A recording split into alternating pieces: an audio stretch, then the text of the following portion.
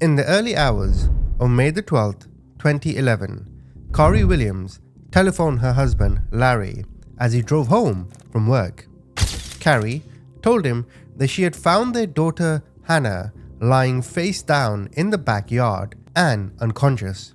After instructing Carri to call 911, Larry raced home and performed CPR until the medics arrived and transported Hana to the hospital. Hana was pronounced dead at 1:30 a.m. on May the 12th, 2011. A subsequent investigation revealed that Carri and Larry routinely, physically and psychologically punished Hana. They also punished Immanuel, both of whom they had adopted from Ethiopia in 2008. Now, Dr. Daniel Seelove, the forensic pathologist who performed Hana's autopsy, noticed that Hana had visible injuries on her pelvis, elbows, knees, and calves. She had bruises on her knees, eyebrow, and upper pelvis, and multiple impact marks on her thighs and calves. He determined that when she died, Hana suffered from severe malnutrition, with an abnormally thin body and protruding ribs and shoulder blades. Dr. Seelove identified Hana's cause of death as hypothermia, with malnutrition and a bacterial infection in her stomach. Now, the Child Protective Services, or the CPS, they interviewed Immanuel, they interviewed Larry and Carri, and also their 7 biological children. The children revealed that Carri and Larry had regularly abused Immanuel and Hana, causing scars. They had denied them food and forced them to eat sandwiches soaked in water. They were also forced to eat frozen, uncooked vegetables while sitting outside on the back porch away from the family. And they forced Hana and Immanuel to sleep in a locked closet or shower room. The Williams children described their parents' chosen methods of punishing Hana physically and psychologically for what they called her disobedient behavior. One witness saw Carri abuse Hana with switches at least once every day in the last 6 months of her life. Hana's elder brother Jacob testified that the intent of this corporal punishment was to inflict pain. Now, when Hana first arrived from Ethiopia, she slept in a bedroom with her sisters. When Carri and Larry caught Hana stealing food, they forced her to sleep outside in a barn. For a 2-week period in the fall of 2010, they locked Hana in a shower room at night without access to a toilet. Now, Carri and Larry used a plastic plumbing tube and glue stick. This is what they referred to as switches. Hana was also stuffed in a small closet at times. Now, this closet measured 2 feet by 4 feet. Hana was 5 feet tall, and she had no ability to turn on the light while inside because the switch was on the outside of this closet. Moreover, Carri forced Hana to stay in the closet all day if she refused to follow Carri's instructions to go outside. Now, one of Carri's younger sons testified that Hana was locked in the closet for up to 24 hours at a time. When Carri locked Hana inside the closet during the daytime, she played an audiobook of the Bible because Carri was trying to get Hana's brain to think differently. If you want your child to be more religious, you don't force it into them, you moron. Larry and Carri also made Hana use an outhouse behind the barn and wash her hands and shower outside in the backyard, and would not permit her to use any of the 3 indoor bathrooms in the home. Carri began imposing this punishment in the summer of 2010 because Hana suffered from a blood-borne disease. Carri regularly escorted Hana to and from the backyard outhouse, which Hana was the only child forced to use. Immanuel was unsure why Larry and Carri would hose Hana off in the backyard with cold water, but he could see that she wasn't comfortable when being hosed down. Carri also decided at one point to cut off all of Hana's hair in punishment for having cut the grass too short. You cut the grass, so I'm going to cut your hair? What? The Williamses, Carri and Larry, also used food deprivation as a form of punishment. They forced Hana and Immanuel to miss meals, with Hana sometimes being denied any food for 2 consecutive days. When they did provide food to eat, they required Hana and Immanuel to eat separately from the rest of the family. The parents forced both Hana and Immanuel to eat on the floor, in another room, or outside, when the rest of the family ate at the dining table. Carri often required Hana to eat her meals in the locked closet. In the last few months of Hana's life, Carri and Larry forced both Hana and Immanuel to eat their meals outside for what Carri described as mealtime oppositionality. What the fuck does that mean? Moreover, when Hana and Immanuel received meals, they were not fed the same food as the other children. Instead, the lunch sandwiches that Hana and Immanuel received had been soaked in water by either Larry, Carri, or one of the other children. Carri testified that the children were fed these wet sandwiches because Hana and Immanuel refused to cooperate at the meal table. That doesn't mean you go and wet their sandwiches, you wet wipe.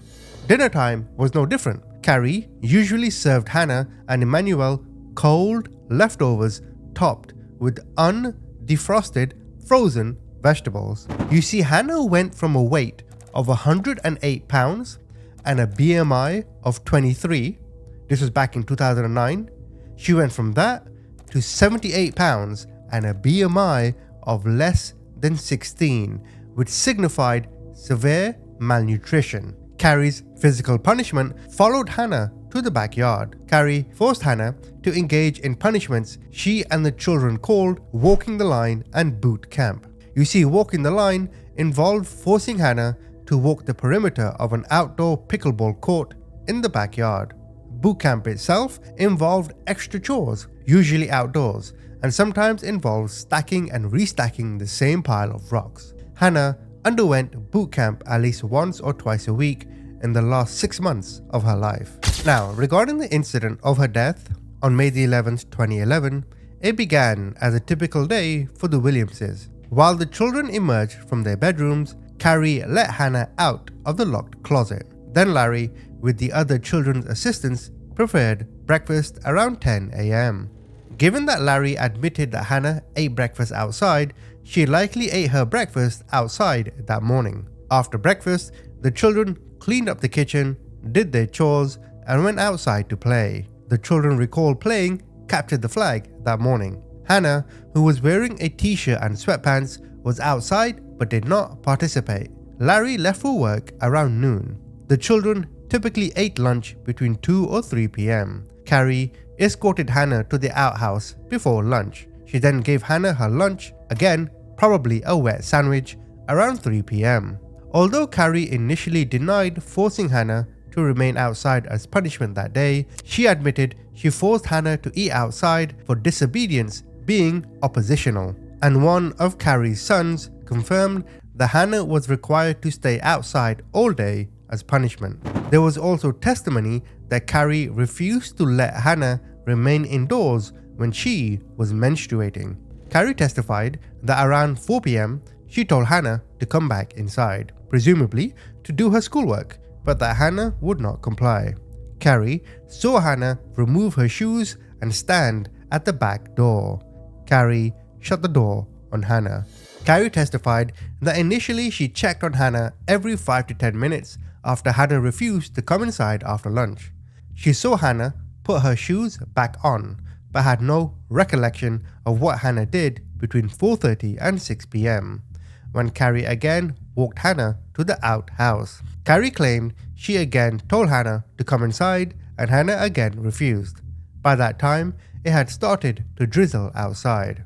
Carri escorted Hana to the outhouse a third time around 8:30 p.m.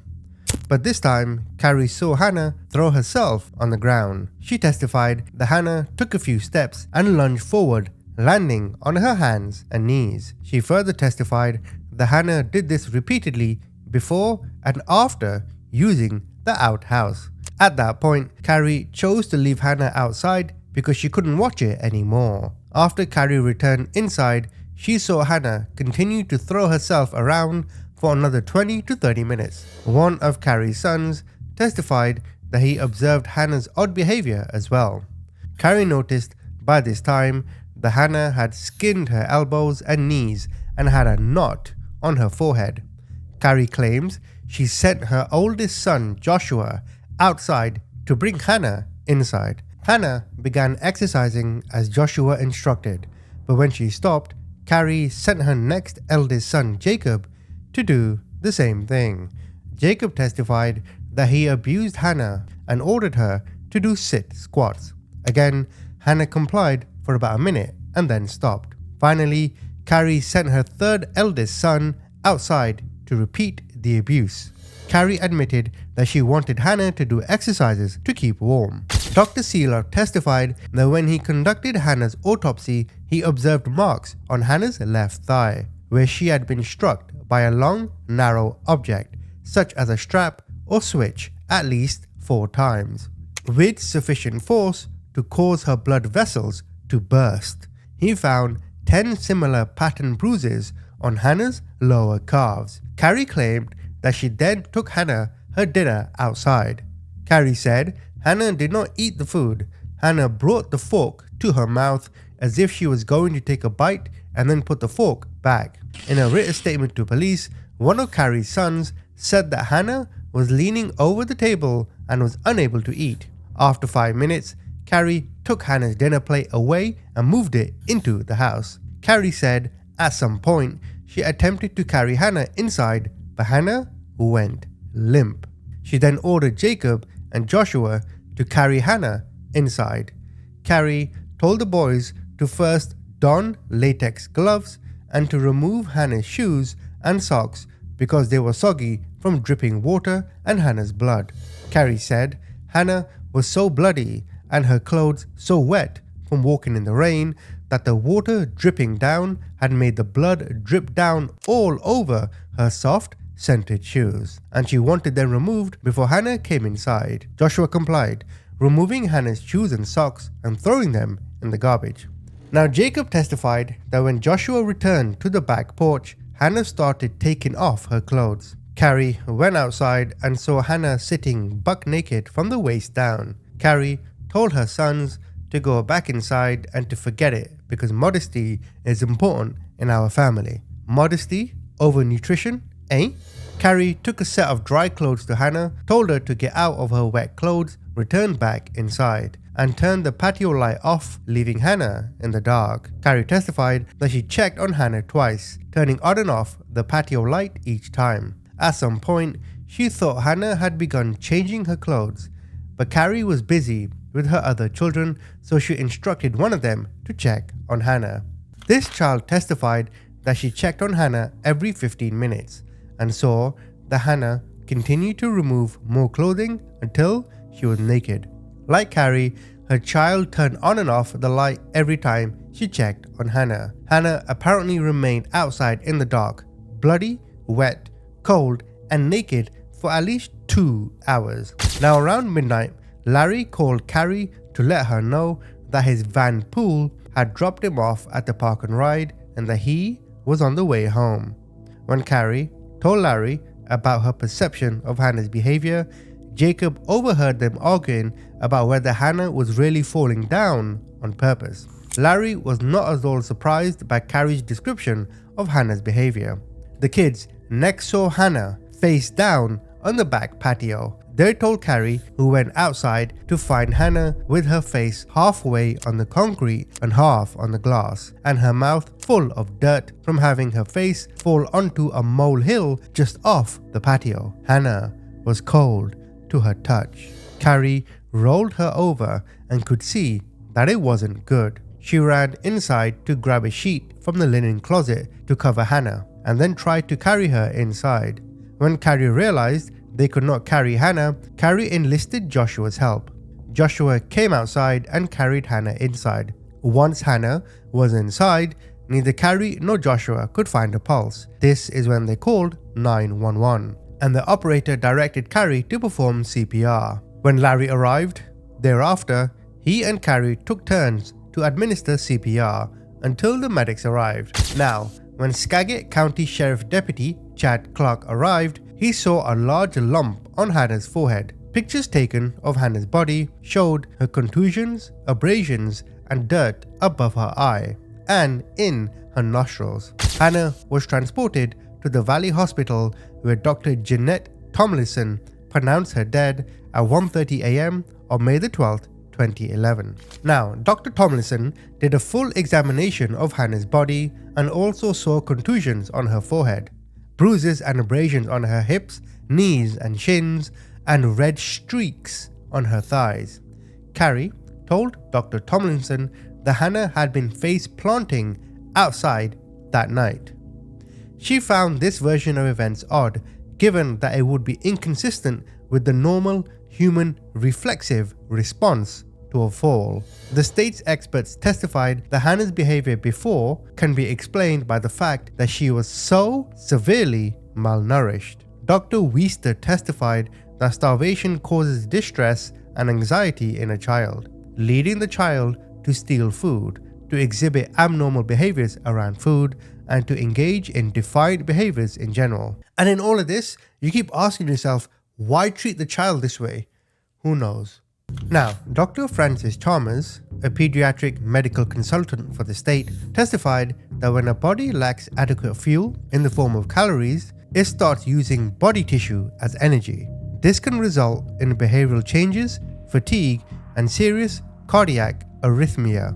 Both Dr. Chalmers and Dr. Weister testified that a child as emaciated as Hana would be more susceptible to hypothermia because she would have insufficient insulating fat under the skin to keep the body warm in a cool environment. And Dr. Weister noted that people suffering from hypothermia exhibit erratic physical movements, such as stumbling or having difficulty walking, and irrational behavior from an altered mental status. Dr. Seelove noted hypothermia victims often have a false sensation that they are warm and engage in paradoxical undressing, which would explain her behavior on the patio, meaning they remove their clothing even though one would expect them not to be in that situation. An individual suffering from severe hypothermia will lapse into a coma. In fact, it was revealed that Carri complained to her knitting club friends that if Hana would not eat what was put in front of her, then she would not eat at all. Carri denied Hana food or made the food unpalatable to eat and forced her to eat in away from the rest of the family. She testified Hana began stealing food about a year before her death, and Carri said Hana lied about stealing when confronted. Well then stop starving her, you muppet. Carri told friends that Hana was a liar who rifled through everyone's belongings and stole from them. Carri locked Hana in the shower room and then the closet to keep her from hoarding or gorging on sweets. When one of her friends suggested she return Hana to the adoption agency, her response was, "I don't wish her on anyone." Wow. During the trial, Larry Williams himself turned on his wife and blamed her for the child's death. Larry said through his attorney that his wife should spend decades in jail because she was the primary actor. In fact, a foster mother who adopted Immanuel after all this abuse testified during the trial. This new foster mother, she said Immanuel was really thin and covered in scratches when she took him in. According to the foster mother, the child was so emaciated that his ribs were showing through his skin. After the arrests, Immanuel and the other biological children were placed in foster care or with relatives.